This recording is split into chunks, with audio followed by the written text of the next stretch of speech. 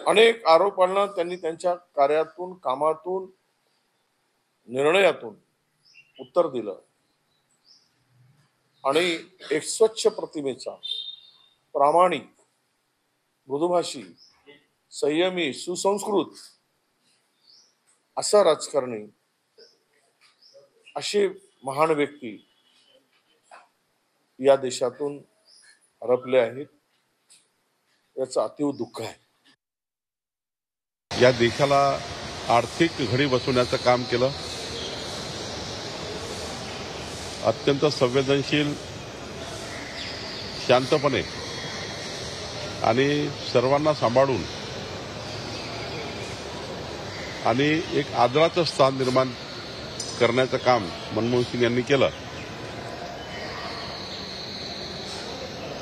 मनमोहन सिंगच्या जाण्यामुळे देशाचं नुकसान झालं आहे. मी भारतीय जनता पक्षातर्फे त्यांना श्रद्धांजलि व्यक्त करतो. बहुत ही दुख हो रहा है, आज मनमोहन सिंह साहब हमारे में नहीं रहे. 10 साल तक हमारे देश को ऐसे प्रधानमंत्री मिले जो कभी नहीं मिलेंगे अभी. हमारी देश की जो इकोनॉमिक स्थिति है वो केवल और केवल मनमोहन सिंह साहब के वजह से स्थिर रही.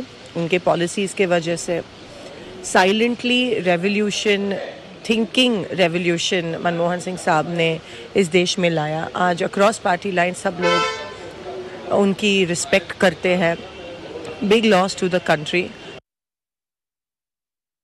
मनमोहन सिंग हे जागतिक पातळीचे अर्थतज्ञ होते. त्यांनी 1991 साली अर्थमंत्री झाल्यानंतर संपूर्ण देशाच्या अर्थव्यवस्थेला वेगळी दिशा दिली. एक मुक्त अर्थव्यवस्था म्हणतो, उदारीकरण त्याला म्हणतो, परंतु आज काही जी परिस्थिती देशाची आहे, जी अर्थव्यवस्था आहे, त्यामध्ये त्यांनी घेतलेल्या धोरणाचा प्रमुख वाटा आहे, हे कोणालाही नाकारता येणार नाही.